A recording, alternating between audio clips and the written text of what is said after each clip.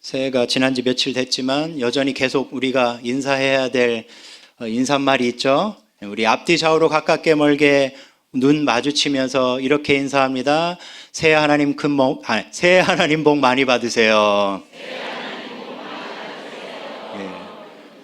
새해 하나님 복 많이 받으시길 소망합니다. 특별히 저는 목사로서 우리 성도님들이 새해에는 하나님과 더 깊은 교제로 들어가길 소망합니다. 왜냐하면 우리가 예배드리러 나와서 여기서 하나님과 교제하는 거잖아요. 여기서 하나님을 만나고 나가도 세상이 워낙 힘드니까 금방 하나님 멀어지고 내가 무너지고 하는데, 따라서 하나님과의 깊은 교제가 우리 가운데 없으면 가정에서, 직장에서, 이웃 속에서 우리 삶의 대부분의 시간을 보내는 그곳에서 이렇게 우리의 신앙이 떨어질 수 있어요. 하나님과 상관없는 삶을 살 수 있습니다. 많은 그리스도인들이 이렇게 분리된 삶, 이원화된 삶을 사는데, 우리 인천중앙교회 성도님들은 세상 속에서도 대부분의 삶을 살아가는 그곳에서 하나님과 깊이 교제해서 하나님을 드러내는 인생 되길 간절히 소망합니다. 인천중앙교회는 참 좋은 교회라는 생각이 들어요. 교회를 향한 성도님들의 애정이 충만하더라고요. 제가 대화 나누는 가운데 그걸 느꼈어요. 이 성전 건축과 담임 청빙이라는 이 어려운 과제를 두 개를 동시에 진행하는 교회 많지 않거든요. 근데 평화롭게 진행하는 걸 보면 참 교회를 사랑하시는 성도님들이다 느꼈고요.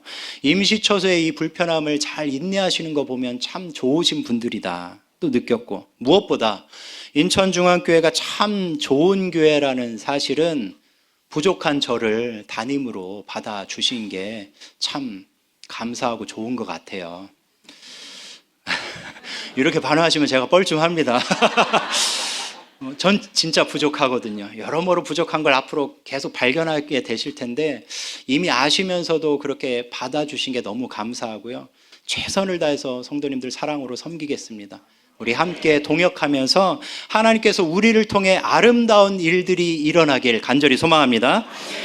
오늘 본문은 제가 우리 교회 부임이 확정되고 나서 기도하는 가운데 하나님이 저에게 주신 말씀이에요. 하나님은 저에게 오늘 본문과 같은 은혜가 우리 성도님들에게 넘치길 소망하는 마음을 주셨어요. 부디 오늘 본문을 통해서 주님이 우리에게 주시는 은혜가 무엇인지 되새기고 누리는 시간이 되길 간절히 소망합니다. 오늘 본문 18절과 19절을 보면 주님이 우리에게 주시는 은혜가 나오는데요. 그 은혜는 총 4가지예요. 18절 중반부터 한번 보세요.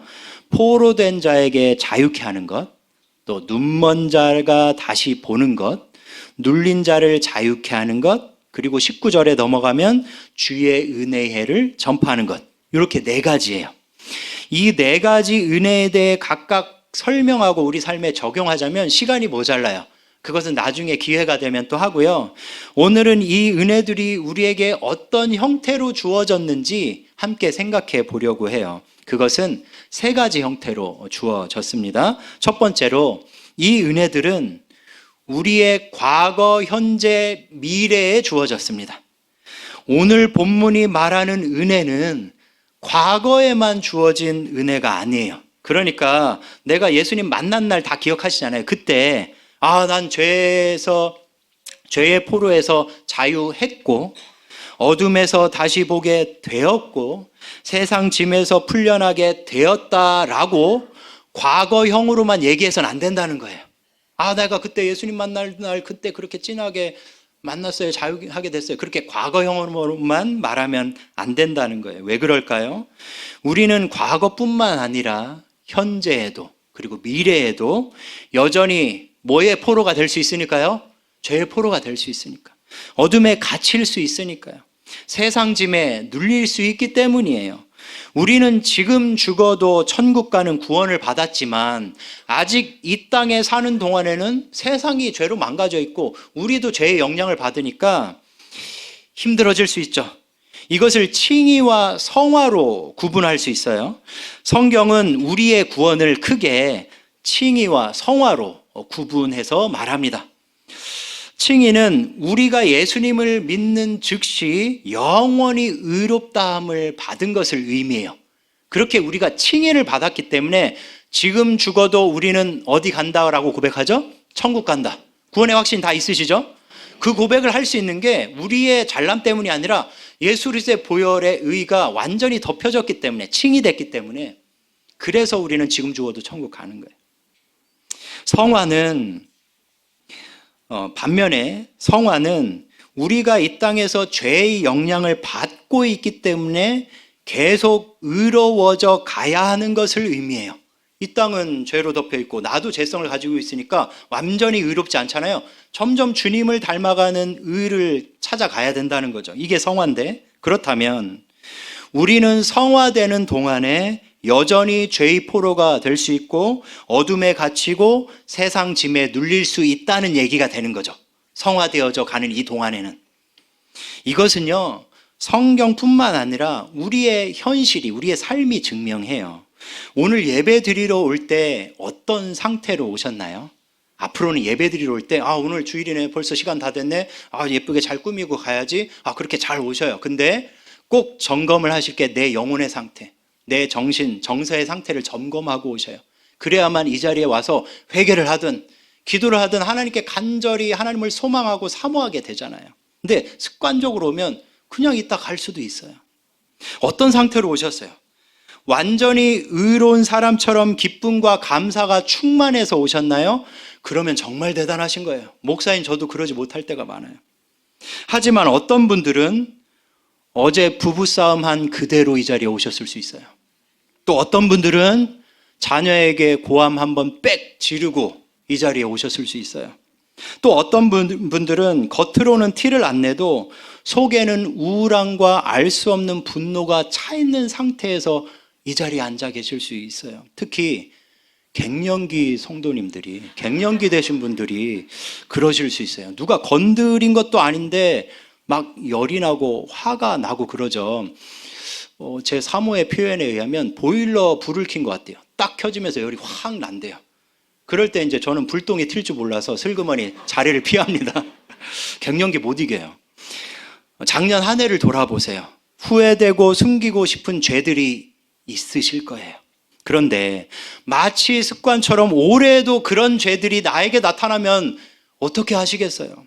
또 작년 한 해 우리를 짓누르던 세상 짐들이 있으셨을 거예요. 그런데 마치 딱 달라붙은 껌딱지처럼 올해에도 그런 짐들이 나에게 딱 들러붙어 있으면 어떡하시겠어요? 그래서 오늘 본문이 말하는 구원의 은혜는 결코 과거형으로 머물러서는 안 되는 것입니다. 우리가 지금 성화의 과정 가운데 있다면 여전히 우리에게는 뭐가 필요한 거예요? 이 은혜가 필요한 거예요. 구원의 은혜. 우리는 현재에도 미래에도 포로된 것에서 자유함을, 눈먼 것에서 다시 보는 것을, 눌린 것에서 자유함을 경험해야 됩니다.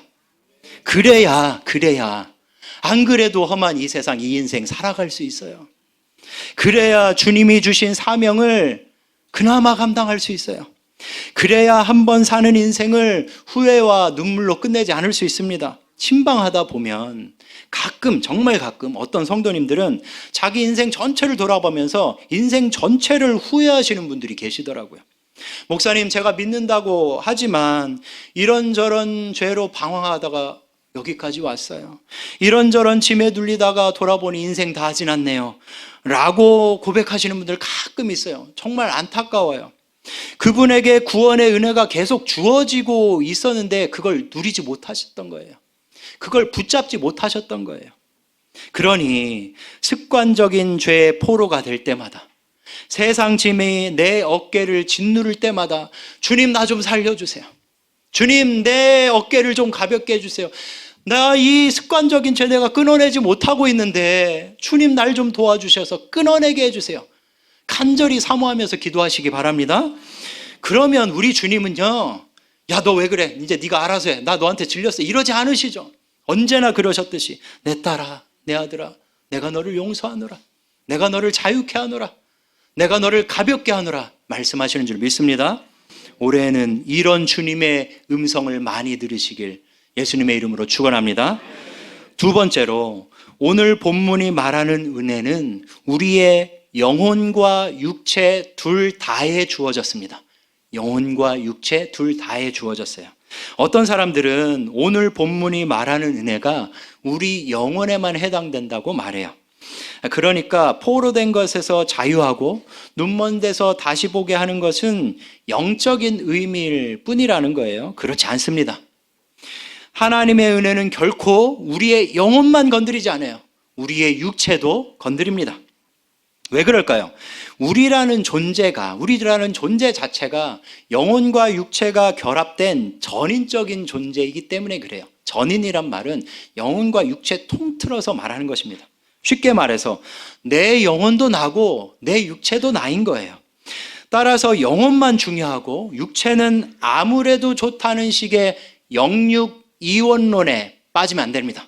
영육 이원론 신앙에 빠진 사람들이 기독교 역사 가운데 많아요. 지금도 있어요. 근데 그게 아니에요. 하나님의 은혜는 우리 육체도 건드리고 있기 때문에.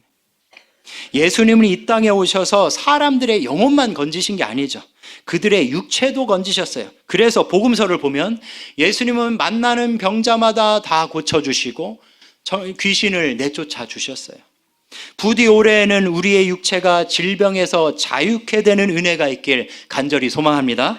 특히 우리 중에는 말기 상태에서 괴로워하시는 분들이 계시기도 해요. 있으실 거예요.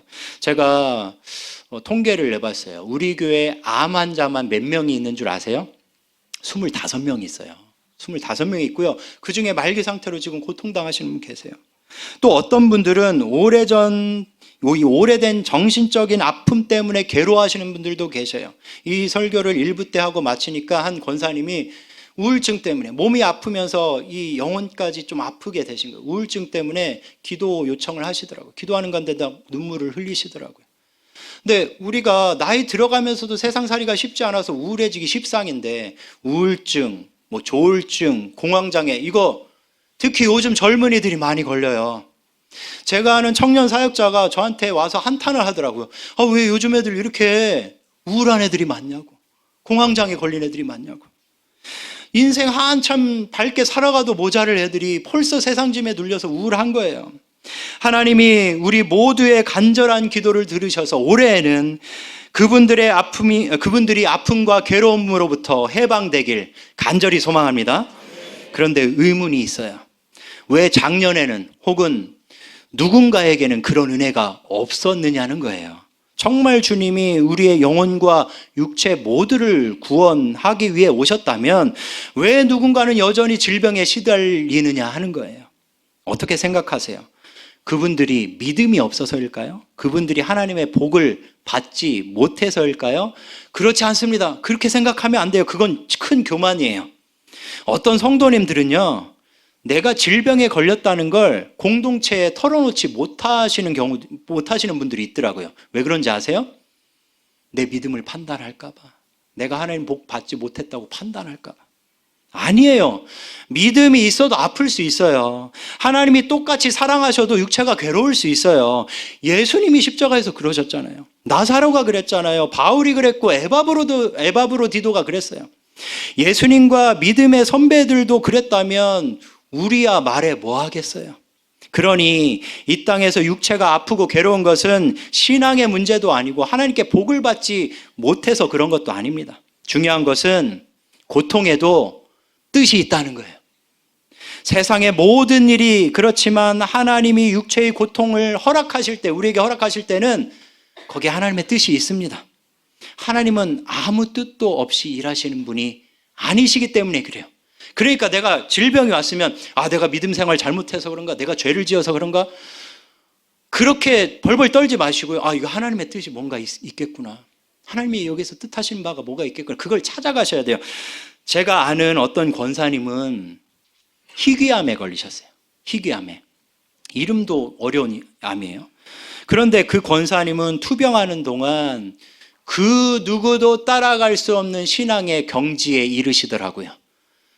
투병하는 중에, 괴로운 중에 제가 만났는데 이렇게 고백하시는 거예요. 목사님, 저는 아프고 나서 천국을 경험하고 있어요. 그렇게 고백하시는 거예요. 제가 처음에는 이게 도대체 무슨 말씀이야. 이렇게 아프고 괴로우시고 1년에 반년을 병원에 가시는데 뭐가 천국이야. 속으로 그렇게 생각했어요.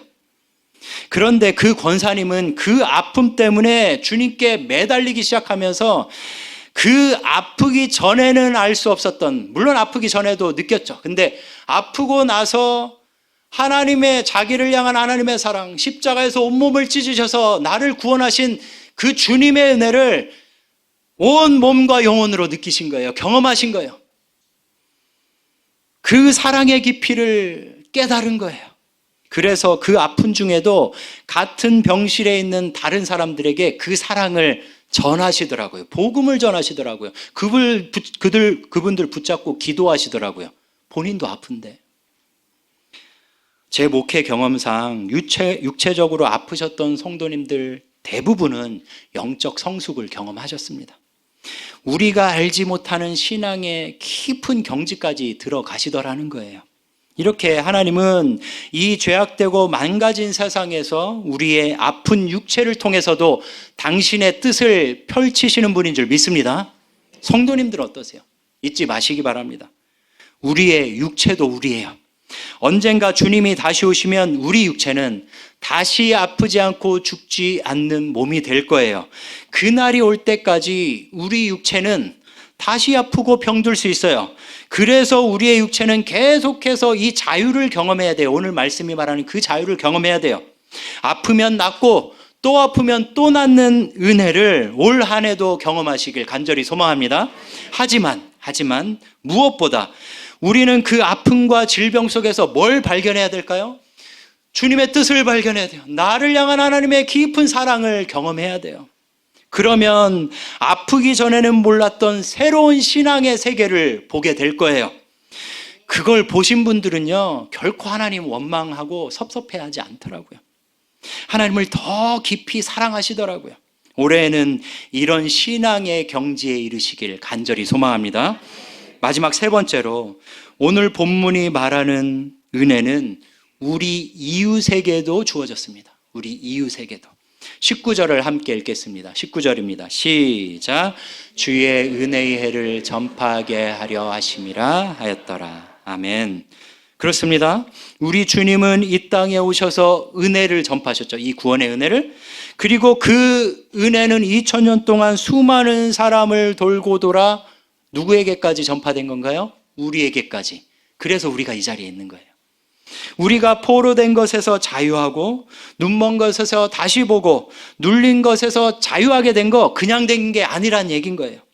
우리에게 그 은혜를 전달해 준 사람들이 있다는 거죠. 그 사람들이 누굴까요? 내 부모님, 내 배우자, 내 자녀들, 우리 이웃들 중에 누군가입니다. 아, 목사님, 저는 꿈에 주님이 나타나셔서 너는 인천중앙장로교회를 가거라 해서 나왔는데요. 그런 분들은 거의 없어요. 보통은 누구를 통해서 나오나요? 전도자들을 통해서 나와요. 그들이 은혜의 통로가 되어 우리가 지금 이 자리에 있는 것입니다. 그렇다면 우리도 누군가에게 은혜의 통로가 되어야 하지 않을까요? 우리 중에 나만 은혜 받으면 돼, 나만 구원받고 치유받으면 돼 라고 생각하시는 분은 여기에 아무도 안 계실 거예요. 그런 이기적인 생각은 진정한 그리스도인이라면 할 수 없는 생각이에요. 우리 주위에는 영혼과 육체가 포로되고 어둡고 짓눌려 있는 사람들이 아직도 많이 있어요. 멀리 갈 곳도 없습니다. 멀리 생각하면 그냥 멀어져요. 뭐 기도할 생각도 안 나요. 뭐 이렇게 가까운 사이가 아니니까. 근데 멀리 갈 거 없습니다. 그런 사람들이 내 곁에 있죠. 내 부모님, 내 배우자, 내 자녀, 내 친족이 아직도 이 자리에 나와 같이 못 앉아 있잖아요. 그분들 볼 때 어떠세요? 마음속에 막 안타까움 때문에 안달이 나지 않으세요? 내가 믿는 예수 믿으면 좋을 텐데 왜 아직까지 저렇게 방황할까? 저렇게 인생 끝내면 안 되는데 하면서 막 안타깝지 않으세요? 과연 그들에게 올해는 은혜의 해가 될 수 있을까요? 신방하면서 가끔 그런 성도님들 봬요. 가족 구원을 위해서 아무리 기도하고 전도해도 꿈쩍도 안 하니까 거의 포기하신 그런 성도님들이 가끔 있어요. 그래서 이제는 신방 가서 기도 제목 물어보면 그 가족 구원의 기도 제목을 내놓지 않는 분들이 계셔요. 이해해요. 얼마나 기도하고 애쓰셨겠어요. 하루 이틀이지 10년, 20년, 30년을 기도하면서 기다렸는데 얼마나 지치셨겠어요. 하지만 정말 불신 가족을 사랑하신다면 결코 그들을 향한, 그들의 구원을 향한 기도와 전도의 노력을 멈추지 마시길 바랍니다. 구원의 은혜도 다 때가 있더라고요. 제 친할아버지는 암에 걸리셔서 거의 돌아가시기 직전에, 얼마 전에 믿으셨어요. 제 아버지가 목사님이신데요, 병원에 갈 때마다 할아버지 귀에다 대고 복음을 전하셨어요. 그러니까 나중에 큰 소리로 아멘 하시더라는 거예요. 절대 예수 믿지 않으실 것 같던 그분이 예수를 믿으셨다는 거예요. 그리고 돌아가시기 직전에 집으로 모셨어요. 옛날에는 집에서 소천도 많이 하셨잖아요. 그날이 주일이었어요. 주일 예배 마치고 성도님들과 둘러앉아 임종 예배를 드렸는데요, 아직도 제 기억에 또렷해요. 제가 초등학교 6학년 때였는데 제가 거실에서 이렇게 앉아있고 안방에 할아버지가 누워 계시고 아버지가 예배를 다 인도하시고 나서 축도를 하시는데 할아버지 이마에 대고 축도를 마치자마자 할아버지가 소천하셨어요.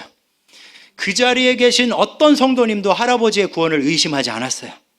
이렇게 하나님은 언제 한 사람을 구원하실지 몰라요.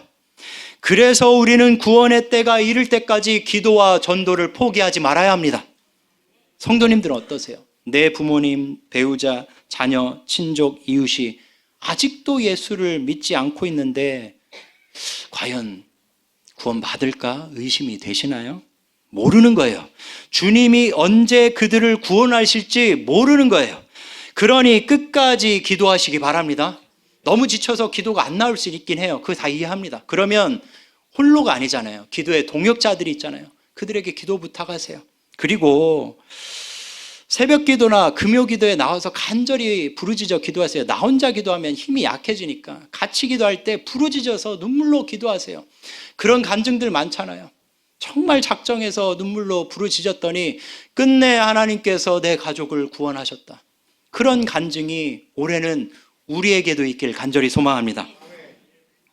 간절히 바라기는 우리의 믿지 않는 가족들에게 올해는 은혜의 해가 되길 예수님의 이름으로 간절히 축복합니다. 이제 찬양하고 함께 통성으로 기도할 건데요, 잘 아시는, 우리가 좋아하는 은혜라는 찬양이에요. 이 찬양을 부르면서 이 찬양이 말하는 은혜가 올해도 우리에게 충만하길 기도하는 마음으로 찬양하세요. 무엇보다 이 찬양을 부를 때 아직도 이 은혜를 알지 못해서 방황하는 내 사랑하는 사람들 떠올리면서 찬양하세요. 그들도 주님 내 옆에 앉아서 이 찬양 부를 수 있는 그런 날이 오게 해주세요. 그날이 멀지 않게 해주세요. 꼭 올해는 그렇게 해주세요 라는 마음으로 찬양하겠습니다.